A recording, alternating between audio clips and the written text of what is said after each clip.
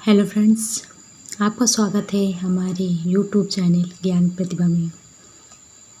आज का जो हमारा वीडियो है छात्रों, वो है यूपी बोर्ड के छात्रों कक्षा 12 के लिए हिंदी में गद्य खंड पर आधारित अशोक के फूल नामक पाठ से है।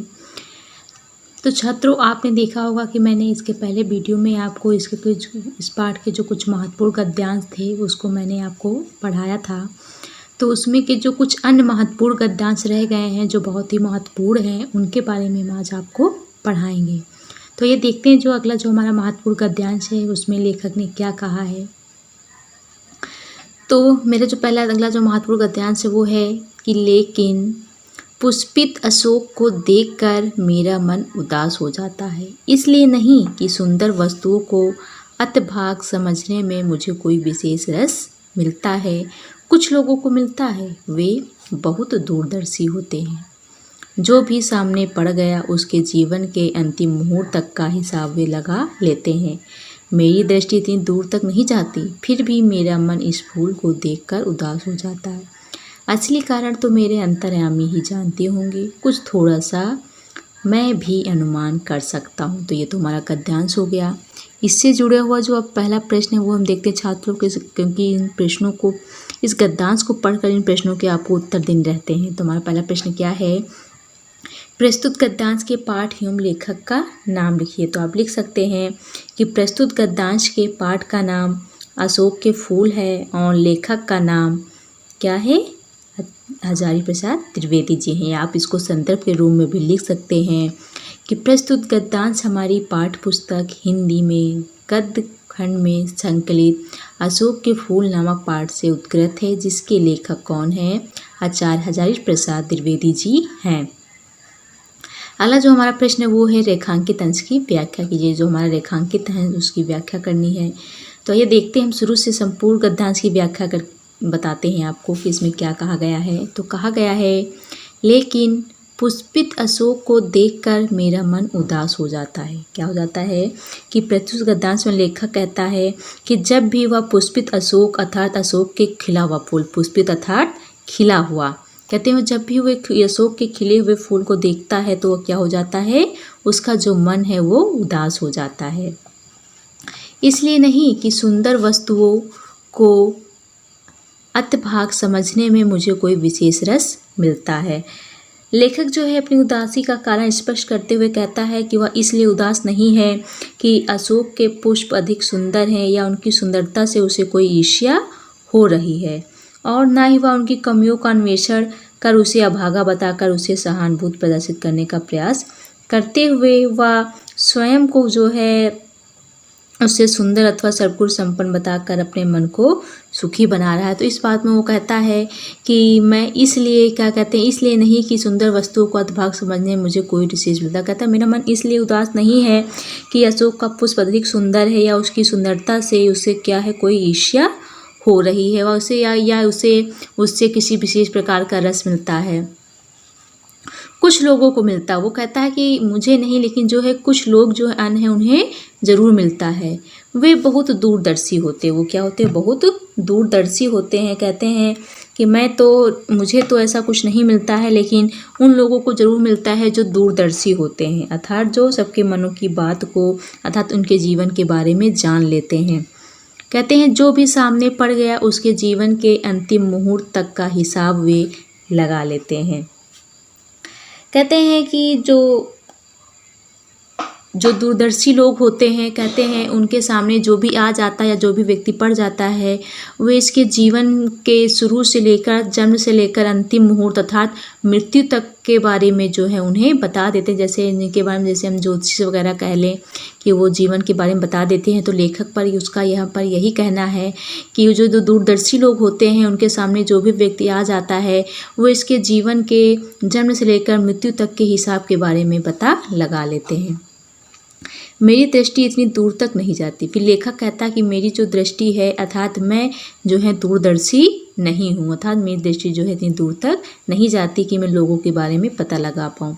फिर भी मेरा मन इस फूल को देखकर उदास हो जाता। फिर भी लेखक कहता है कि मेरा मन पता नहीं क्यों इस अशोक के फूल को देखकर जो मेरा मन है वो क्या हो जाता है, उदास हो जाता, अर्थात दुखी हो जाता है। असली कारण तो मेरे अंतर्यामी ही जानते होंगे, कुछ थोड़ा सा मैं भी अनुमान कर सकता हूँ। कहते हैं कि असली कारण तो मैं नहीं जानता हूँ, वो मेरे जो अंतर्यामी है अर्थात जो मेरा मन है वही जानता होगा। मुझे असली बात नहीं पता है, जो अंतर्यामी है वही लोग जानते होंगे। लेकिन मैं जो है थोड़ा बहुत जो अनुमान हूँ इस बारे में, जो थोड़ा बहुत वो अनुमान है वो क्या मैं वो कर सकता हूँ। अर्थात कहने का तात्पर्य इसमें जो लेखक है वो कहता है कि जो पुष्पित अशोक का खिला हुआ फूल है उसको मैं जब भी देखता हूँ मेरा मन उदास हो जाता है। अर्थात वो अपनी उदासी का स्पष्ट करते हुए कहता है कि वह इसलिए उदास नहीं है कि अशोक का पुष्प अधिक सुंदर है या उसकी सुंदरता से उसे कोई ईर्ष्या है। वो कहता है यद्यपि संसार में सुंदर से सुंदर वस्तुओं के दुर्भाग्यशाली या कम समय के लिए भाग्यवान समझकर ईर्ष्या या उसे आनंद को प्राप्त करने के लिए लोगों की कमी नहीं है। और लेखक ये भी कहता है कि वह अन्य लोगों से कम दूरदर्शी बताकर क्या करते हैं अपने बारे में बताता है कि वह जो ऐसे बहुत से दूरदर्शी होंगे जो क्या कहते हैं जो बहुत दूर दूर तक देखने वाली जो सहन दृष्टि है उसे रखते हैं कि वो बहुत आगे तक विचार करते हैं। और कहते हैं कि मैं उनकी तरह क्या हूँ, दूरदर्शी नहीं हूँ कि जो जन्म से लेकर मृत्यु तक लोगों के बारे में जान सकूँ, लेकिन जो मैं थोड़ा बहुत अनुमान हूँ वो लगा सकता हूँ। फिर अगला पूछा गया हमारा जो प्रश्न है वो क्या पूछा गया है कि पुष्पित अशोक को देखकर लेखक का मन कैसा हो जाता है। तो अभी देखिए यहाँ पर क्या लिखा हुआ है, पुष्पित अशोक को देखकर मेरा मन उदास हो जाता है। तो आप लिख सकते हैं कि पुष्पित अशोक को देखकर लेखक का मन उदास हो जाता है। क्या हो जाता है? उदास हो जाता है। फिर अगला हमारा जो प्रश्न है वो है लेखक के मन के उदास होने का कारण कौन जानते होंगे। तो लेखक ने बताया है ना कि असली कारण तो अंतर्यामी ही जानते होंगे, कुछ थोड़ा सा अनुमान कहते हैं। लेखक कहता है कि जो मेरे मन के उदास होने का कारण कौन जान सकते, जो दूरदर्शी हैं या जो अंतर्यामी है वही जानते होंगे। फिर अगला प्रश्न है लेखक कितना अनुमान लगा सकता है। तो क्या कहता है लेखक, अभी आपने यहाँ पढ़ा है कि कुछ थोड़ा सा मैं भी अनुमान कर सकता हूँ। तो लेखक कितना अनुमान लगा सकता है? तो लेखक जो है वो थोड़ा सा अनुमान जो है वो लगा सकता है। तो ये तो हमारा गद्यांश था, उससे जुड़े हुए कुछ ये प्रश्न थे। तो अब देखते हैं कि अगला जो हमारा महत्वपूर्ण गद्यांश है उसमें लेखक ने क्या कहा है। अगला जो हमारा महत्वपूर्ण गद्यांश है उसके बारे में देखते हैं बेटा कि इसमें क्या कहा गया है। तो कहते हैं कि लेखक कहता है कि आज जिसे हम बहुमूल्य संस्कृति मान रहे हैं वह क्या ऐसी ही बनी रहेगी। सम्राटों सामंतों ने जिस आचार निष्ठा को इतना मोहक और मादक रूप दिया था वह लुप्त हो गई है। धर्मचारियों ने जिस ज्ञान और वैराग को इतना महार्ग समझा था वह लुप्त हो गया है। महायुद्ध के मुसलमान राइशों के अनुकरण पर जो रस राशि उमड़ी थी वह वाष्प की भांति उड़ गई है। क्या वह मध्य युग के कंकाल में लिखा हुआ व्यावसायिक युग का कमल ऐसा ही बना रहेगा। महाकाल के प्रत्येक पदाघात में धरती धसेगी, उसके कुंठ नेत्र की तो क्या कहते हैं कि जो अनुकूरण जो राशि उमड़ी थी वह वाष्प की भांति उड़ गई है। क्या वह मध्य युग में कंकाल में लिखा हुआ व्यावसायिक युग का कमल ऐसा ही बना रहेगा। महाकाल के प्रत्येक पदाघात में धरती धसेगी, उसके कुंठ नृत्य की प्रत्येक चारिका कुछ न कुछ लपेट कर ले जाएगी। सब बदलेगा, सब विकृत होगा, सब नवीन बनेगा। तो ये तो हमारा क्या था, गद्यांश था। तो इससे जुड़े हुए बेटा हम प्रश्नों को देखते हैं कि हमारा पहला प्रश्न क्या पूछा गया है कि प्रस्तुत गद्यांश के पाठ व लेखक का नाम लिखिए।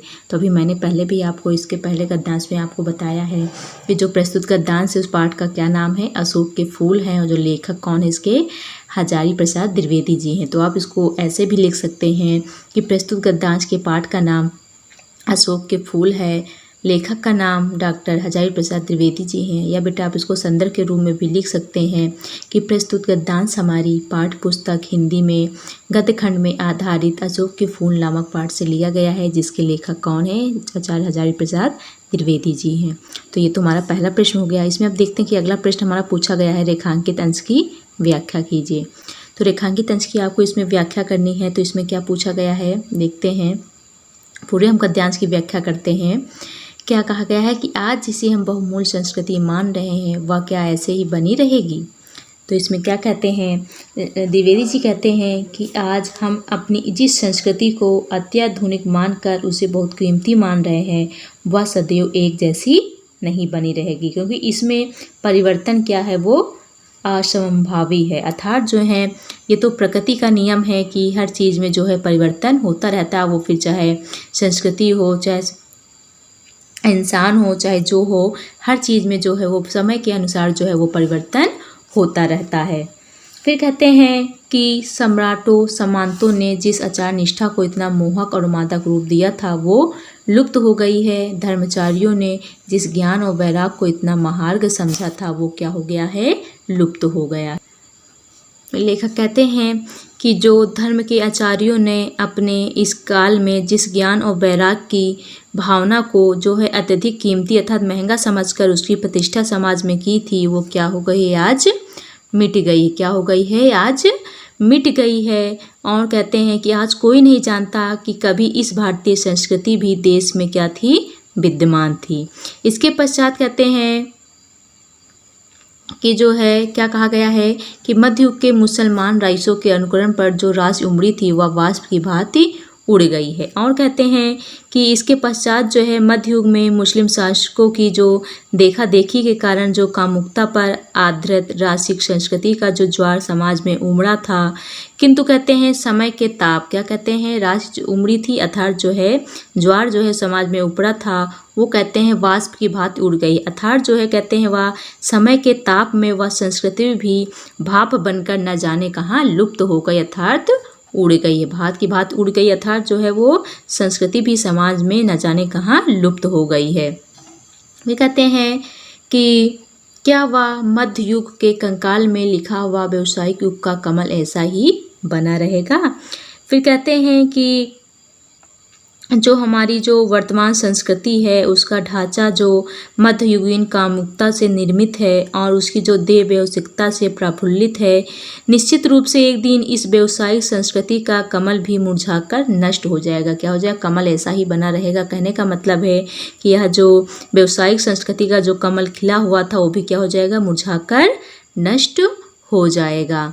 कहते हैं कि महाकाल के प्रत्येक पदाघात में धरती धंसेगी। और कहते हैं कि संसार में समय जो है वो सबसे बलवान होता है क्योंकि समय एक जैसा नहीं होता है। कि इंसान भी कहते हैं कि इंसान के जीवन में जैसे सुख दुख आखिर आते रहते हैं, समय एक जैसा नहीं रहता है। तो यहाँ पर कहने का तात्पर्य यही है कि जो संसार में समय है वो सबसे बलवान है, इसके प्रहार से कोई नहीं बचा है। एक दिन यह संपूर्ण धरती भी इसके प्रहार में धंस कर जो है वो क्या होगी, धंस कर रसातल में जो है चली जाएगी, धंस जाएगी अर्थात जो है वो रसातल में चली जाएगी।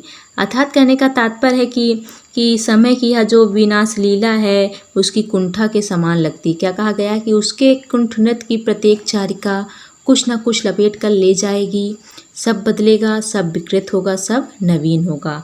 कहते हैं कि इसकी जो विनाश लीला की जो कुंठा के समान लगती है, कोई कुंठाग्रस्त व्यक्ति बिना कुछ सोचे समझे अपने धुन में कुछ भी उल्टा सीधा करता चला जाता है। अर्थात व्यक्ति जैसे गुस्से में कुछ भी करा जाता है उसको कर देता है, उसे पता नहीं चलता है। तो यहाँ पर यही कहा गया है कि व्यक्ति बिना कुछ सोचे समझे जो है अपनी धुन में वो कुछ भी उल्टा सीधा करता चला जाता है।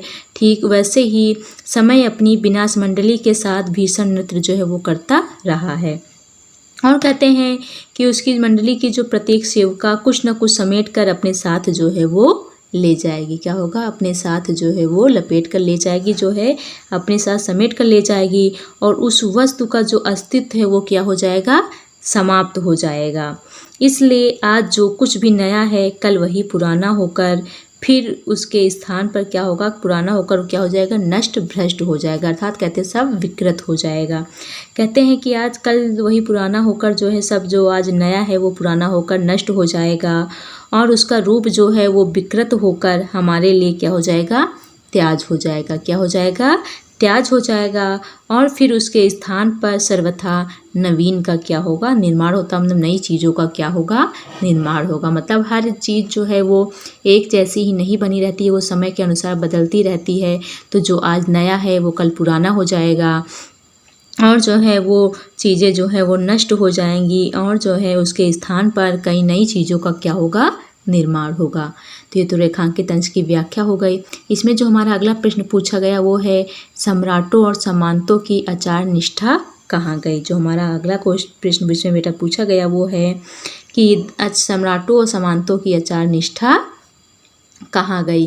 तो हमने भी देखिए यहाँ पर बताया था कि सम्राटों सामंतों ने जिस आचार निष्ठा का इतना मोहक और मादक रूप दिया था वो क्या हो गई, लुप्त हो गई। तो आप ऐसे भी लिख सकते हैं कि धर्म के आचार्यों ने अपने काल में जिस ज्ञान और वैराग की भावना को अत्यधिक कीमती समझकर उसकी प्रतिष्ठा समाज में की थी, वो आज क्या हो गई है, आज वो मिट गई है।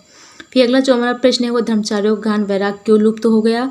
तो कहते हैं कि जो कहते हैं समय है वो एक जैसा नहीं रहता है, समय में जो है वो परिवर्तन होता रहता है। तो यहाँ पर देखिए कहा गया है कि धर्माचार्यों ने जिस ज्ञान और वैराग को इतना महार्घ दिया वो लुप्त हो गया। क्या हो गया, वो लुप्त हो गया। तो यहाँ पर हम कह सकते हैं कि धर्माचार्य संकारियों ने जिस वैराग को इतना महार्घ समझा था वो लुप्त हो गया। तो यहाँ पर पूछा है क्यों लुप्त हो गया, तो किस लिए लुप्त हो गया।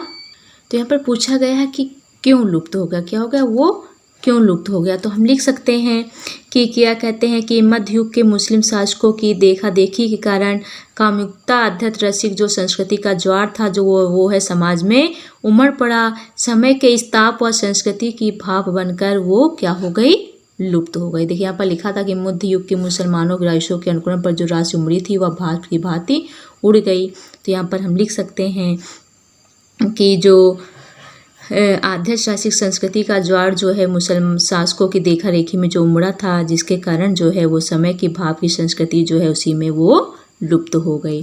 फिर अगला हमारा जो प्रश्न है वो पूछा गया है महाकाल के पदाघात से धरती का क्या होगा। तो देखिए हमने अभी यहाँ पर पढ़ाया था कि महाकाल के प्रत्येक पदाघात में जो है वो धरती क्या होगी, धंसेगी। क्या होगी, धरती जो है वो धंसेगी। तो हम इसमें ये भी लिख सकते हैं कि क्या कहते हैं कि जो समय है, संसार है, वो सबसे बलवान होता है और उसके प्रहार से कोई नहीं बचा। इसलिए जो संपूर्ण धरती है इसके प्रहार में धंसकर जो है वो रसातल में चली जाएगी। क्या होगी, धरती जो है वो क्या हो जाएगी, पदाघात में धरती जो है वो धंस जाएगी, अर्थात जो है वो समाप्त हो जाएगी। तो बेटा आज के वीडियो में इतना ही, और इसके जो कुछ अन्य महत्वपूर्ण जो गद्यांश रह गए हैं वो आपको अगले वीडियो में पढ़ाएंगे। लेकिन इसमें के जो कुछ महत्वपूर्ण जो गद्यांश थे वो मैंने आपको पढ़ा ही दिए हैं, लेकिन जो कुछ अन्य रह गए हैं वो आपको हम अगले वीडियो में पढ़ाएंगे। धन्यवाद। Subscribe now and press the bell icon. Never miss an update.